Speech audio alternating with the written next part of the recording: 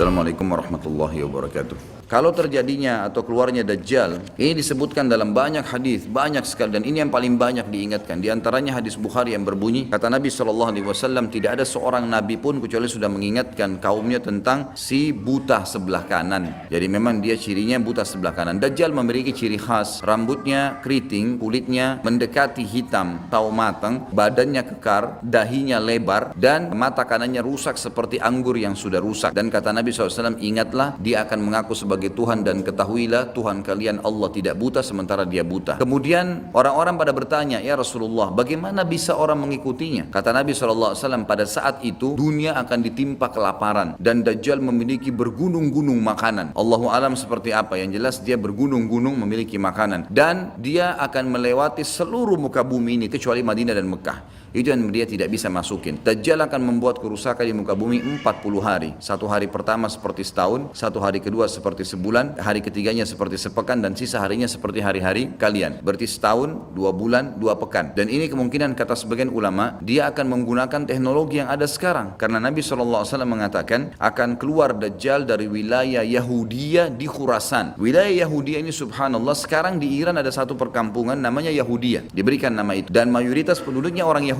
Kata Nabi SAW, Dajjal akan keluar dari wilayah Yahudiyah di Khurasan. Khurasan itu Iran. Dan sekarang ini sudah ada. Semua ini ada. Tidak mungkin salah sabda Nabi SAW. Dikatakan akan keluar dan diikuti dengan 70.000 orang Yahudi. Dan sebagian ulama hadis mengatakan, pada saat itu teknologi sangat canggih. Seperti sekarang, lebih canggih lagi. Sehingga Dajjal mengelilingi muka bumi ini dengan 1 tahun, 2 bulan, 2 pekan itu sudah kelilingi seluruh dunia. Dan setiap kali kata Nabi SAW dia memasuki sebuah wilayah dan orang-orang beriman padanya, maka wilayah itu akan subur, turun hujan dari langit, perekonomian mereka, perkebunan, peternakan, semua akan subur. Dan setiap wilayah yang ditinggalkan oleh Dajjal tidak mau beriman, maka akan susah, hujan tidak turun dari langit, hasil mereka mengurang dan seterusnya. Jadi memang ini sabda Nabi SAW, disuruh kita menghindar, bukan melawannya. Dajjal akan terus membuat kerusakan di muka bumi dan banyak sekali pengikut-pengikutnya. Kata sebagian ulama hadis, beritanya akan merambak sangat cepat dan banyak pengikutnya karena menggunakan media. Kemungkinan menggunakan media kayak kisah sekarang merambat luar biasa, mudah ditangkap informasinya. Dajjal akan dikenal oleh orang-orang. Jadi orang-orang akan banyak yang tidak beriman sama Allah, yang munafik, semuanya ikut. Termasuk ada yang mengaku Islam tapi munafikin menjadi pengikutnya Dajjal. Kemudian Dajjal akan keliling terus di muka bumi sampai dia tiba di Madinah. Dan dia tidak bisa memasuki kota Madinah karena di setiap pintu gerbangnya ada malaikat yang menghunuskan pedang. Ada 2 malaikat yang menghunuskan pedang dan menghadangnya. Maka Dajjal pun tidak bisa masuk. Allahu alam bagaimana ini terjadi, tapi ini sabda Nabi SAW. Lalu Dajjal pun mencari gunung tertinggi yang ada di sekitar perbatasan Madinah. Sebagian ulama yang pernah saya tangkap bahasa mereka mengatakan batas Madinah yang paling mudah dijangkau dan masuk adalah Wadi Aqiq. Allahu alam, ini ijtihad tentunya, tapi yang jelas Dajjal akan naik ke atas sebuah gunung, kemudian dia berkata kepada para pengikutnya, apakah kalian melihat istana putih itu? Maka mereka semua melihat ke arah Masjid Nabawi. Lalu mereka mengatakan, iya. Kata Dajjal, itulah istananya Muhammad yang aku tidak bisa jangkau. Dan subhanallah, sekarang Masjid Nabawi warnanya seperti istana putih, tanpa disadari dengan menggunakan marmer putih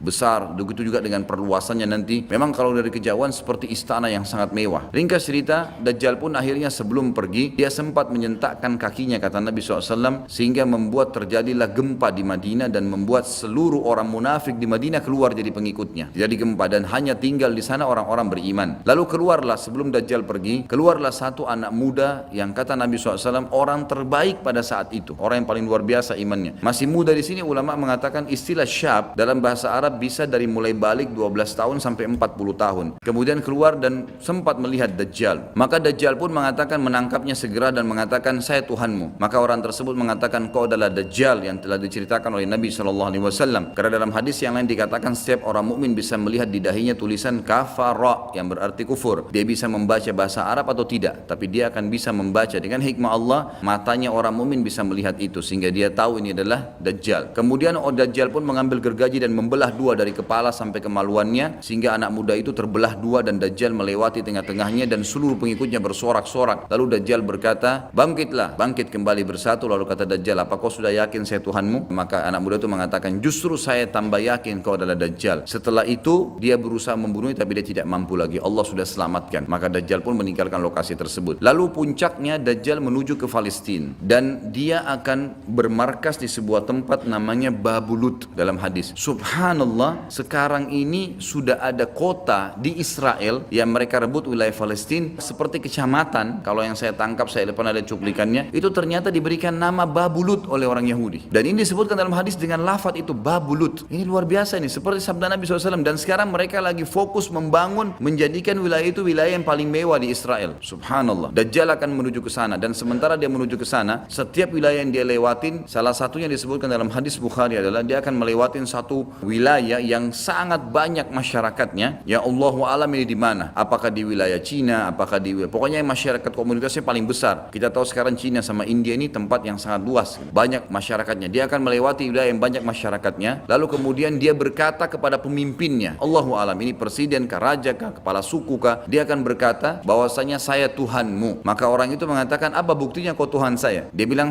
bagaimana kalau saya hidupkan kedua orang tuamu? Apa kau akan percaya saya Tuhanmu? Maka orang itu berkata, tentu saja. Ada Dajjal, tunjukkan kuburannya. Ditunjuk kuburannya, lalu Dajjal mengatakan, keluarlah. Maka keluarlah orang tuanya dan berkata ibu ayahnya, ikutlah pada ini karena dia adalah Tuhanmu. Maka akhirnya kepala suku atau kepala negara itu pun menyatakan ikut dan seluruh masyarakatnya ikut. Jadi luar biasa, miliaran orang jadi pengikut Dajjal pada saat itu. Lalu kemudian dia menuju ke Palestina, tapi disebutkan Israel dikatakan Palestina dalam hadis. Lalu menuju ke sebuah wilayah yang namanya Babulut tadi. Lalu Dajjal berpesta pora di sana dengan pengikut-pengikutnya, mentuhankan dia. Dia berikan makanan, kaya raya, segala macam dia bisa lakukan, fitnah. Ringkas cerita, disebarkan berita oleh pengikutnya mengatakan, hai Dajjal, sudah datang pasukan yang ingin memerangi kita. Lalu Dajjal mengatakan, siapa yang berani mengalahkan saya? Siapa yang bisa? Bukakan pintu gerbang, kita tantang. Dia nggak tahu kalau Isa alaihissalam yang datang. Kemudian pada saat dibukakan, Dajjal dengan sombongnya, dia tahu dia tidak mati, punya kekuatan super yang luar biasa. Begitu dibuka pintu gerbang, dia sengaja nunggu di pintu gerbang untuk menunjukkan, mendemonstrasikan kemampuannya di depan para pengikutnya. Ternyata waktu dibuka pintu gerbang, Isa alaihissalam di depan pasukan muslimin. Dan akhirnya begitu melihat Isa, dia coba melarikan diri dan badannya meleleh seperti melelehnya lilin. Jalan terus meleleh sampai akhirnya Isa alaihissalam mengejarnya sambil mengatakan, wahai musuh Allah, sudah saatnya kau mati. Diletakkan di tanah, ditekan oleh Isa alaihissalam, lalu kemudian ditombak di antara dua matanya dengan tombak emas yang hanya membuat Dajjal mati.